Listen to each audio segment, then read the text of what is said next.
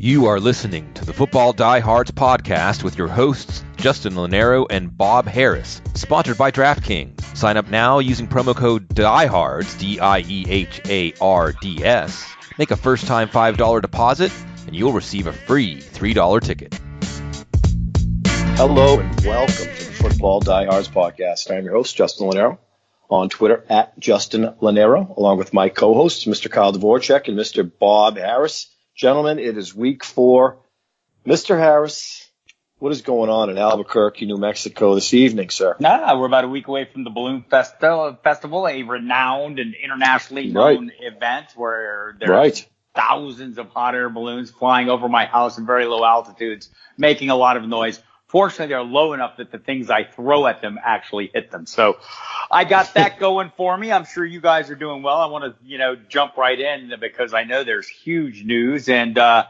Dvorchak, Zach Zenner working out for the New York Giants. Where do we stand on this? I mean, you got to add him, right? You got to add him. You got to start him. If there's ever a showdown slate, you got to captain him. No, I mean, it's I am excited to see him get run. I've always thought he's a talented guy, but they are doing this specifically because Saquon Barkley out probably looks like 4 weeks minimum, 4 to 6 weeks they say. Originally reported was up to 8 weeks.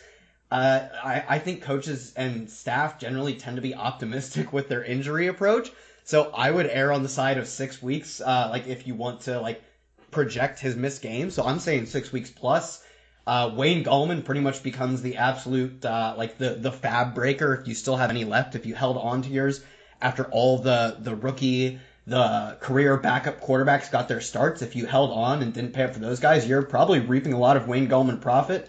I don't know how talented he is, but he's going to get a ton of volume as the only back to get really any run. I think Elijah Penny is behind Wayne Gallman right now. So until Zach Zenner signs, of course. So I'll just chime in on that. The Adam Schefter threw out a notion that and by the way, he is getting Barkley getting second opinions and checking further. But Adam Schefter tossed out the notion that perhaps we don't see him until week 12. The Giants have week 11 bye. This also makes sense to me. I heard Kimberly Jones on NFL Network talking about it.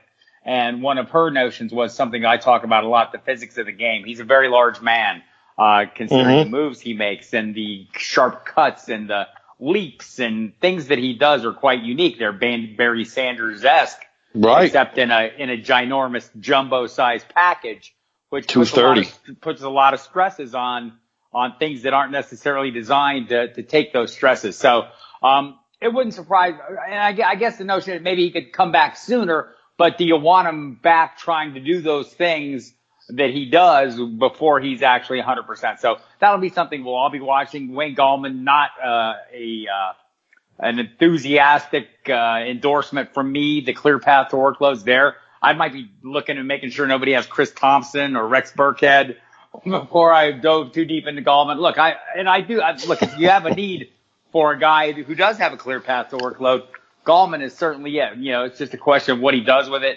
and maybe in PPR leagues. I think, it's so easy to overlook the fact that Chris Thompson is a running back 2 on the season, and maybe he's not available in leagues, but Rex Burkhead has suddenly come on. I think the James Devlin going on IR is not a good thing for my Sony Michel shares and is probably more beneficial to guys like Rex Burkhead and James White. So we'll see how that plays out. Justin, I want to hit you up.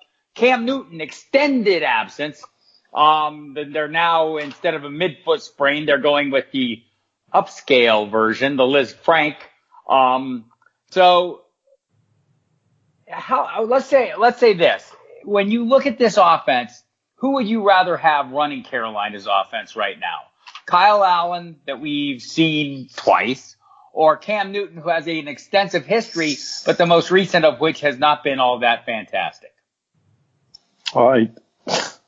Be hard-pressed to sit Kyle Allen after what he did last week. I mean, it was against Arizona, so that doesn't say a ton, but he was efficient, 19 of 26, 4 touchdowns. It looks like he knows what he's doing, right? And I think this is a foot injury with Cam Newton, and one of the differentiating elements of Cam Newton has historically been his feet. So if his feet are screwed up, in the pocket, he has looked erratic. He has looked Colin Kaepernick-esque. Throwing the ball everywhere. I mean, it just does not look right. So I think they're going to take their time with him, and that could spell trouble that could spell trouble because more starts with Kyle Allen. I mean, they're going to Houston this week, so that'll be a harder test. But if Allen plays the way that he played week 3, even if Cam Newton is ready to go, Ron Rivera is going to have difficulty sitting Kyle Allen. So, I mean, it's going to be an interesting thing to monitor, but it could be the beginning of the end for Cam Newton. I hate to be premature with that, but it seems like it's one thing after the other. He had the shoulder surgery, but one thing's for sure, Kyle Allen looked very good week 3. Yeah, premature, never a good thing.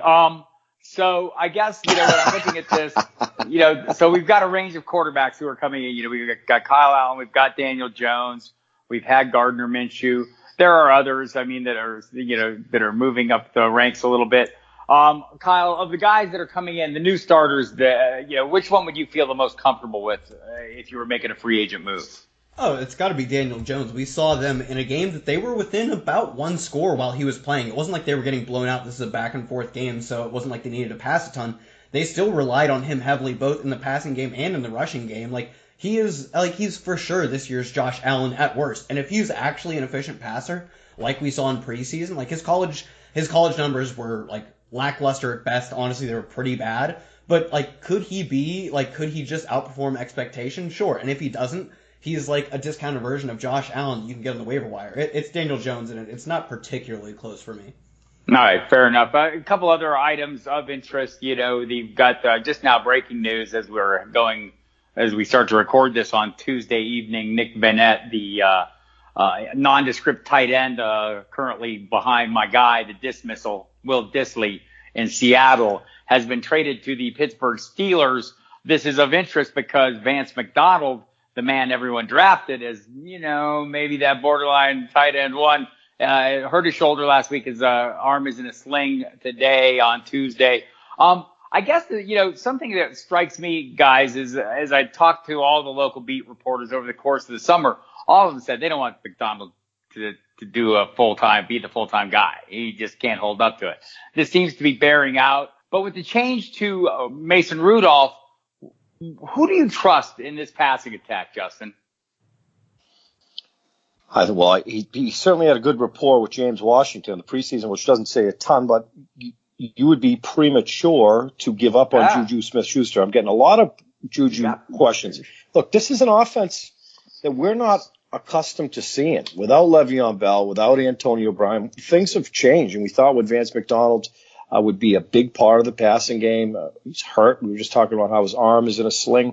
It's going to be Juju. It's going to be James Washington, and they better hope and pray that James Conner's healthy so they can probably get back to run the football a little. This was a team that threw more than anybody last year, but they're without Antonio Brown.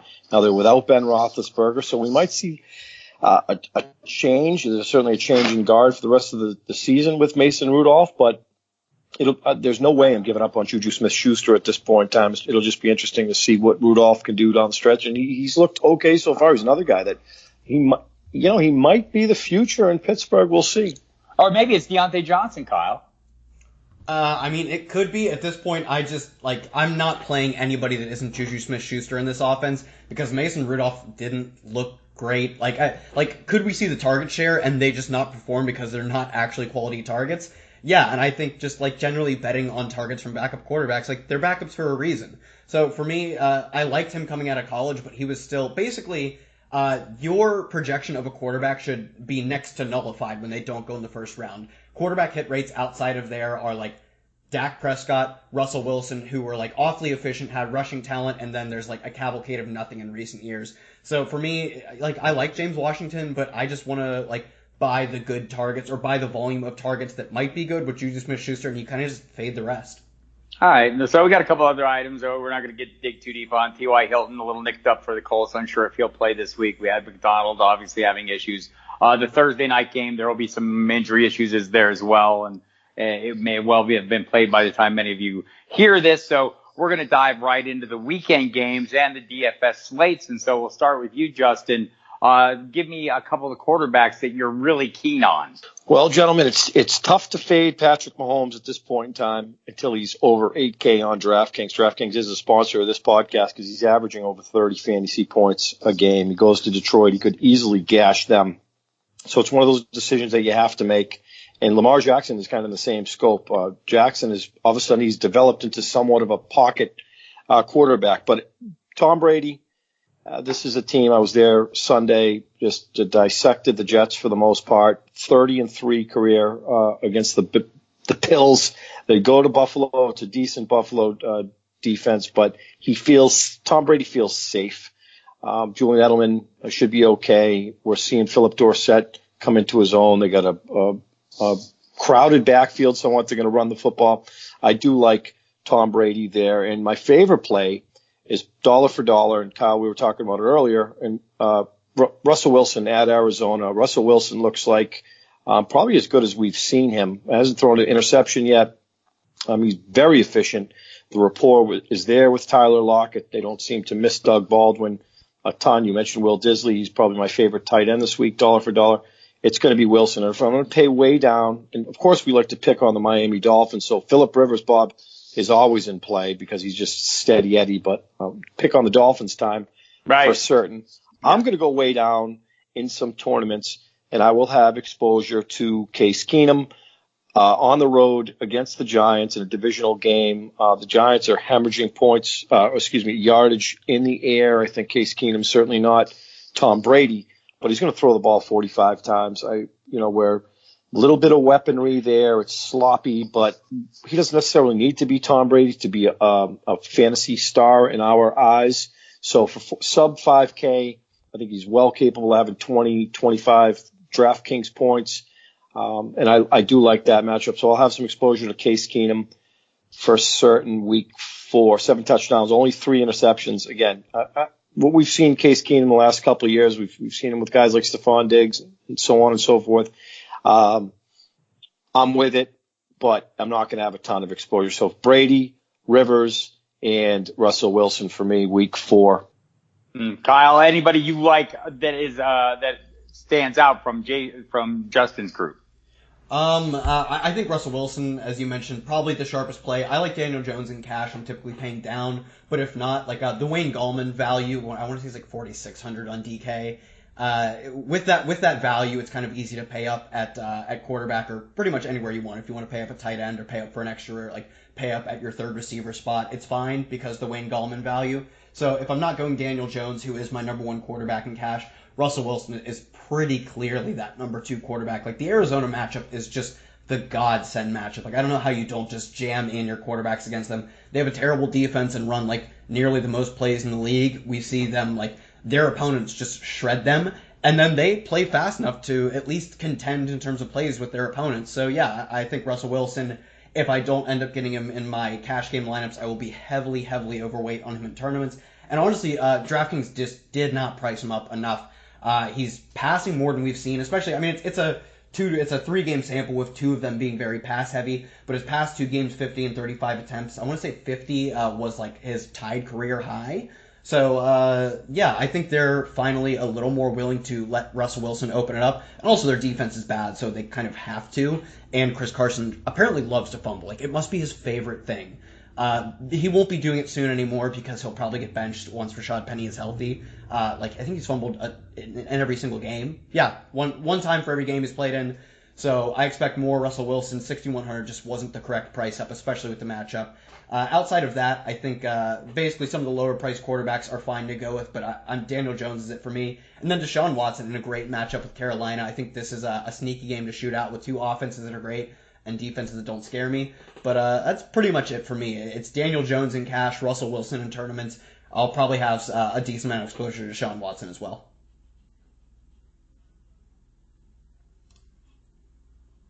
You just have to pay for Christian McCaffrey. There's nobody else really worth paying up for on the slate.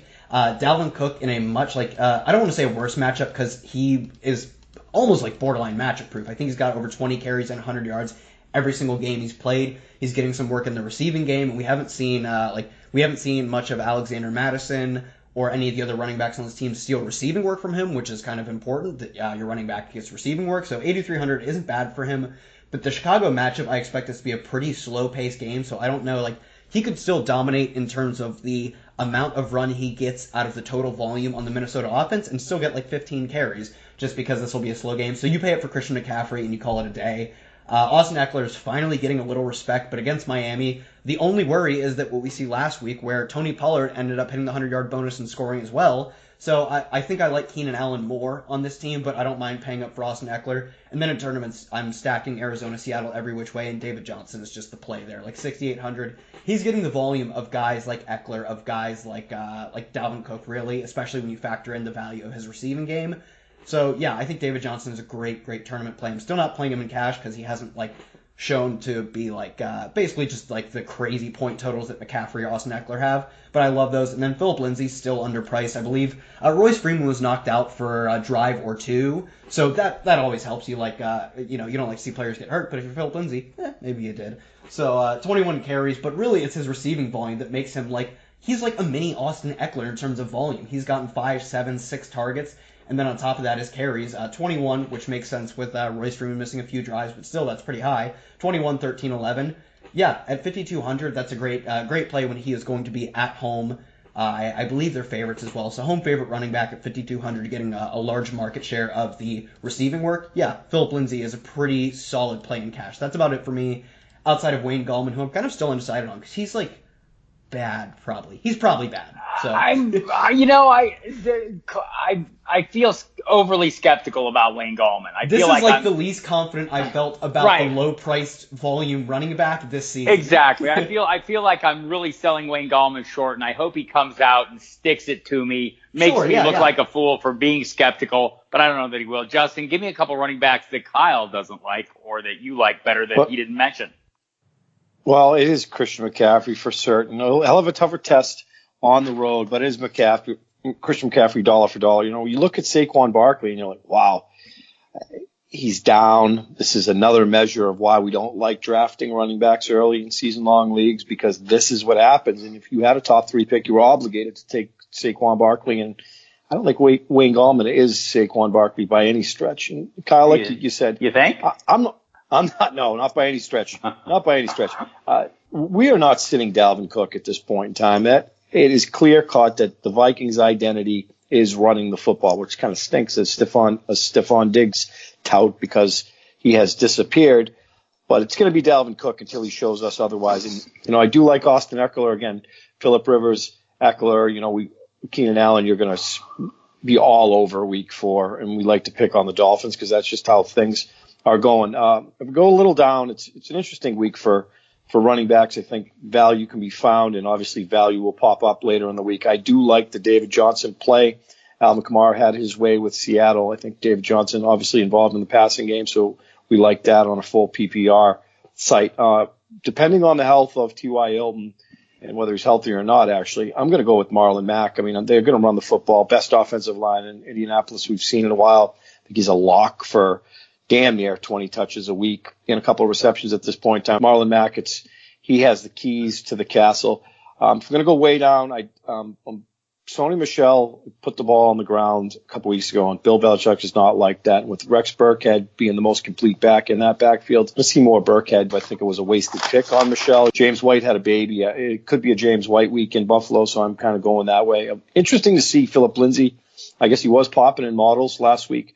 Because I was getting the impression that they finally discovered that Royce Freeman was going to be the guy, somewhat been more efficient when last year when you look at the numbers, but Lindsay had a terrific week. So again, value is going to pop up.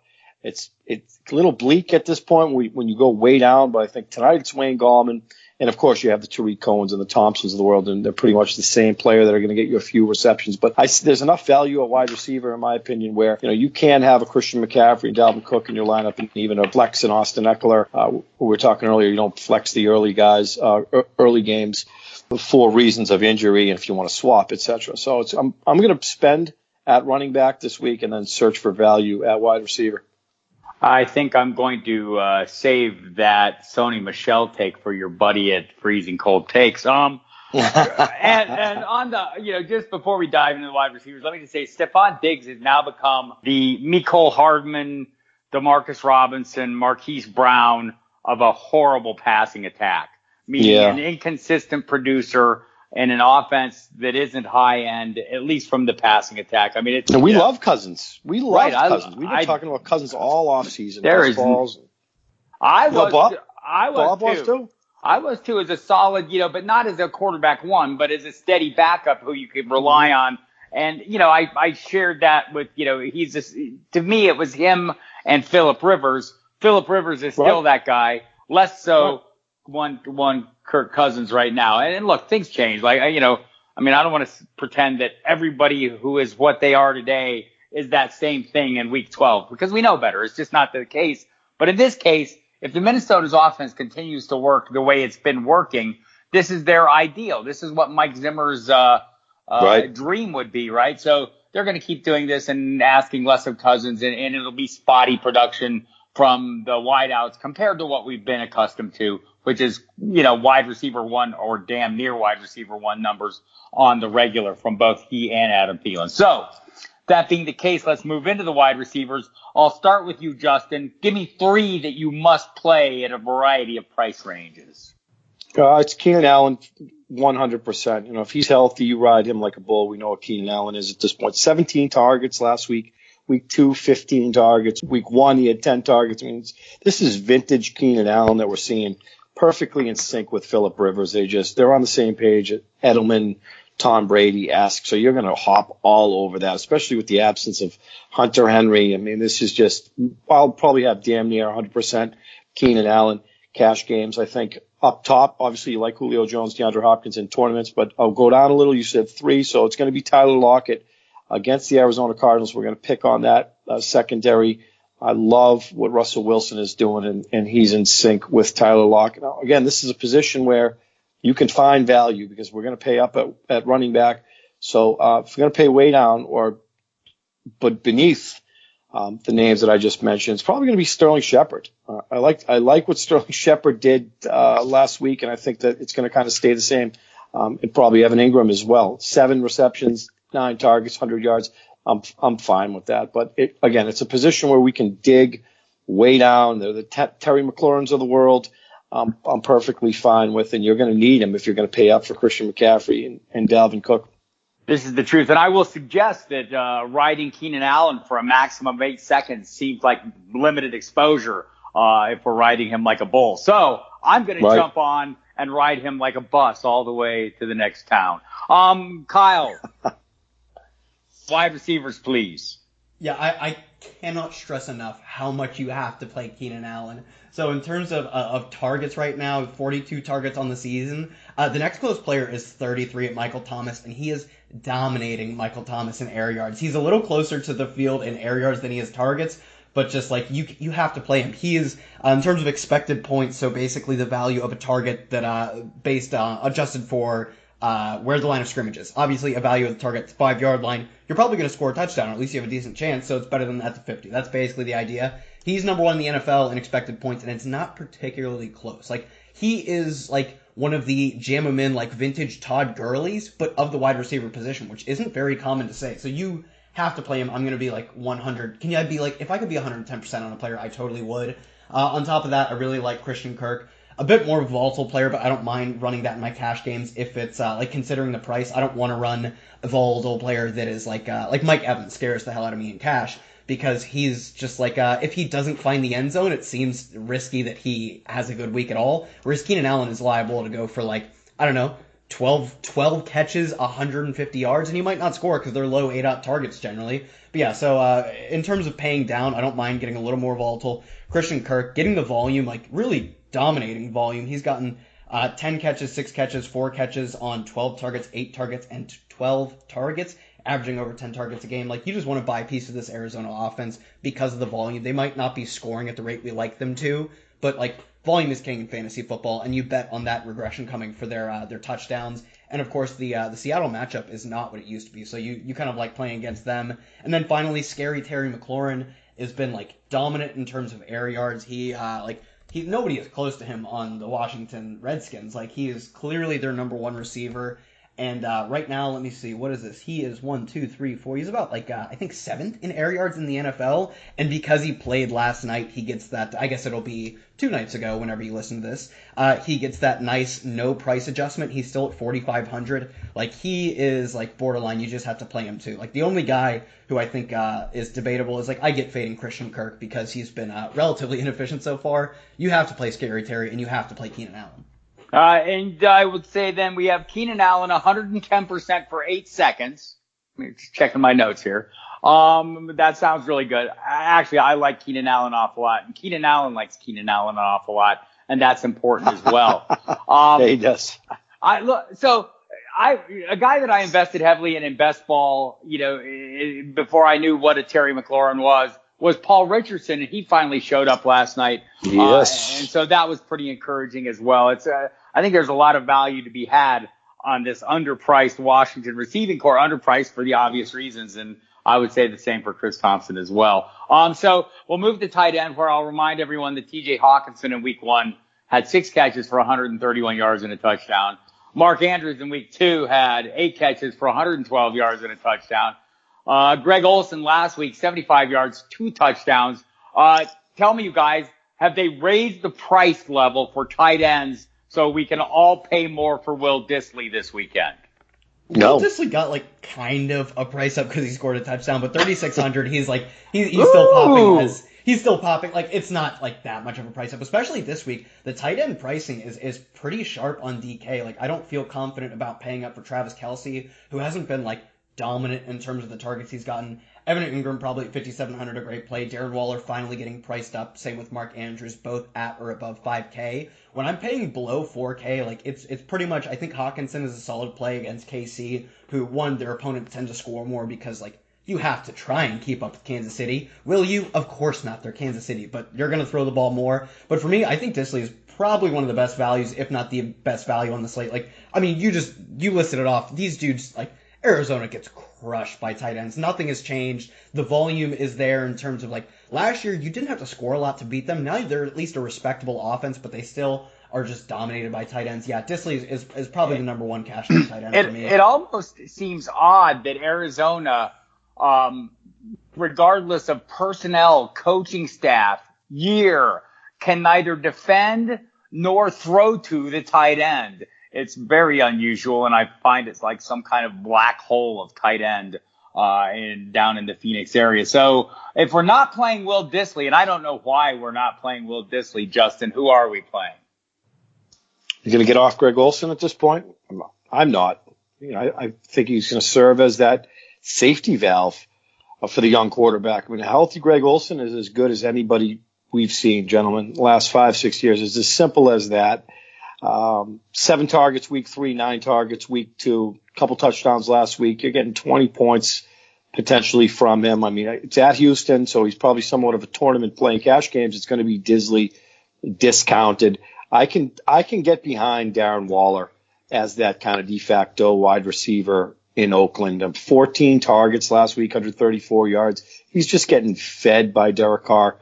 We love that. At Indianapolis, you're getting wide receiver production, 30 fantasy points against the Vikings. This is a week where in sea mediocrity, I'm not opposed to. You could play 2 tight ends, and those 2 tight ends, it doesn't necessarily have to be Travis Kelce. I can get behind a sub 6K Evan Ingram, kind of like Waller. And no Golden Tate, obviously Odell Beckham's gone, but Evan Ingram, that rookie year he was a de facto wide receiver 1 almost. So I can get behind Ingram, and I could get behind Waller as well. Mark Andrews is priced up right, kind of the same thing as far as Lamar Jackson. He is that proverbial safety blanket, 5K at home against the Cleveland Browns, who, by the way, they're just not the Browns that I thought they were going to be. It is early. And one more guy I'll get behind is my boy Austin Hooper against the Titans. The Titans have been great against wide receivers, but I think Hooper is he's a red zone target for Matt Ryan, who's liked him. He was tight end 6 last season. He's tight end 6 PPR formats this year so far. I like Austin Hooper, so I don't feel the necessity to dig way deep in the sea of mediocrity. Tonight, it's Dissly, it's Evan Ingram, it's Darren Waller, and I could get behind in a pinch some Delaney Walker, your boy Delaney Walker. Of course, Greg Olsen. So don't you dive in the sea as opposed to dig? I'm just nitpicking. Yeah, that's like true. hell You do tonight. dive I'm in, yeah. Totally Dig, nitpicking. dive. Well, if you're tonight. at the bottom of the sea, you would start digging, right? Right. Well, then you would dig. it gets deep. Tight end, you would start digging. Yeah, that's right. I would just want to advise our listeners here, those who also listen to the Football Diehards on SiriusXM Fantasy Sports Radio. Wednesday night, we will have one Darren Waller as a guest on the program. That's great. Is he before or after me? He will be before you, Kyle, and Tell we'll him probably, That's great. we'll probably keep him on so long he will probably eliminate your spot altogether. He's a wonderful man. And so, Yeah. and if you can't catch it, or if you're listening to this pod after that, go to your Sirius on demand in your app or on your computer box and dial up the on demand thing. So anyhow, Kyle, were there any other tight ends you felt the need to expound upon?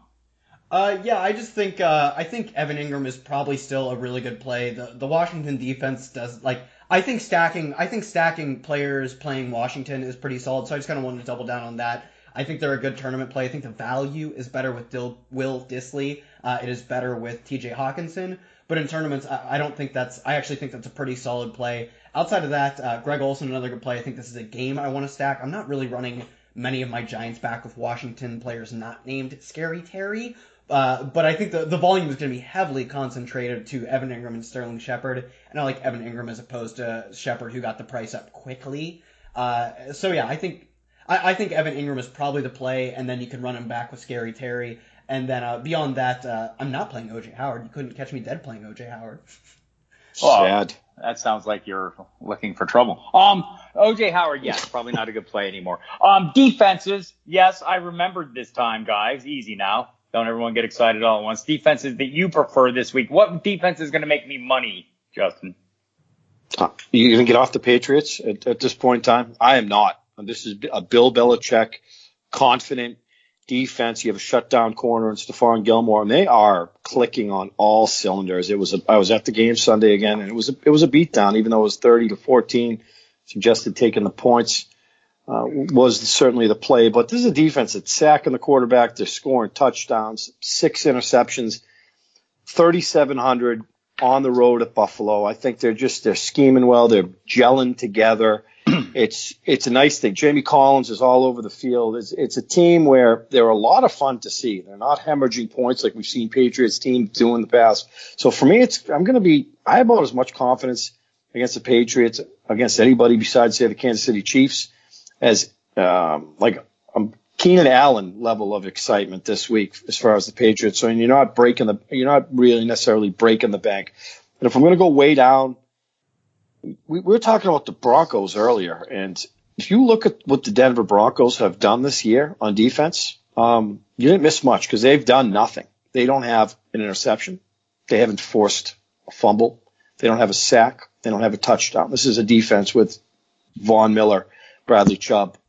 They're at home against this character with the mustache, Minshew. I think this is an opportunity in tournaments, the Mile High, that you could get the Denver Broncos at a cheap ownership. So it's coming. This is coming. This is not a John Elway team they're based around playing defense. It's coming. So I think this is a week you could get the Broncos and be the only guy that has them, and they could score a touchdown with a few sacks for certain. Justin, is there any truth to the rumor you were at the Patriots game this past week? I certainly was. It was a wonderful time. The DraftKings suite? Yes. The DraftKings suite. It was lovely. It was lovely. The kids were coloring. We were getting on the elevator, and some woman said to me, "Hey," I said, "What?" She said, "See those two kids? Those are Tom Brady's children." I said, "Oh, they're lovely." My kids were playing with them. That was great. We had lobster rolls. I was left alone primarily. Good conversation. Too many calories. I had some meat. You guys were against that. So you were left alone. You were talking to yourself.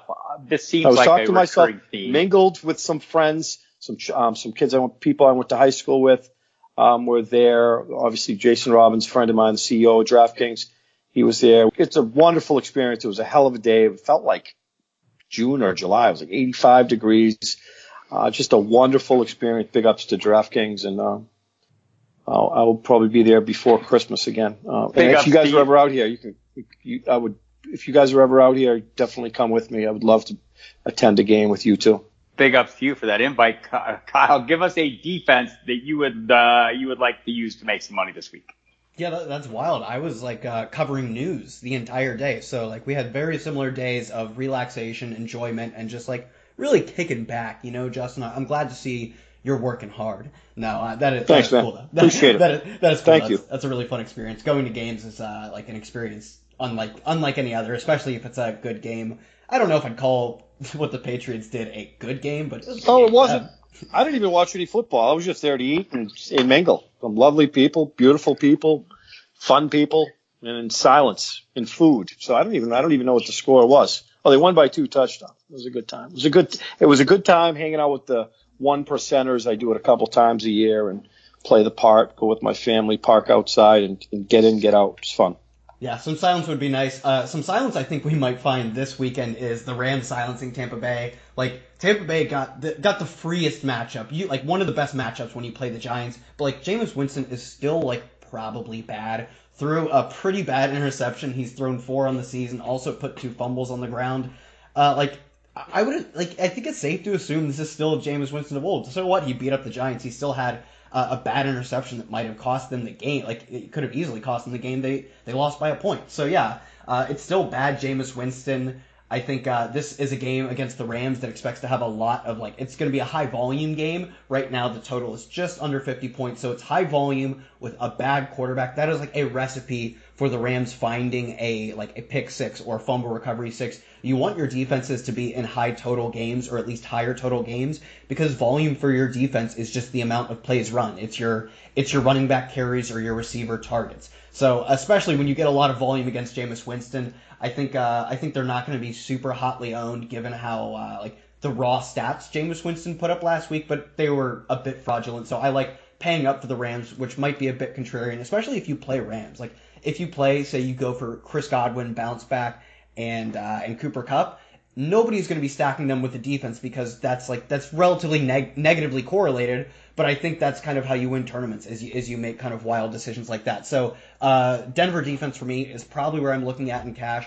Plus Ravens defense, they get a pretty soft looking Browns, which is tough to say because I was really excited. But the Browns are not quite what we've been expecting, especially with their play calling hasn't looked great. Now they're going on the road to play a solid Baltimore defense, and I think it's easy to run some of the options back. Like run your Mark Ingram back with the Ravens defense. So Rams are a good tournament play. Then Justin nailed it with Denver. Sprinkle in a little Ravens, especially if you're running Mark Ingram in your cash games. That's about all I have. I feel as if the tactic of making wild decisions in tournaments is a winning play, that I should already be a millionaire. As anyone who reads my weekly DFS 3 and Out tournament column knows, Justin's digging in the crates, always fantastic. Kyle's cash and tournament breakdowns, also fantastic. Tons of stuff on the website that you can check out and read and become smarter just by being associated with it. Let's close out the night, fellas. Kyle? I mean, I'm kind of excited to get into this next week. We also, we've got a kind of an interesting Thursday game, and then we'll head right into Sunday. I will be covering news.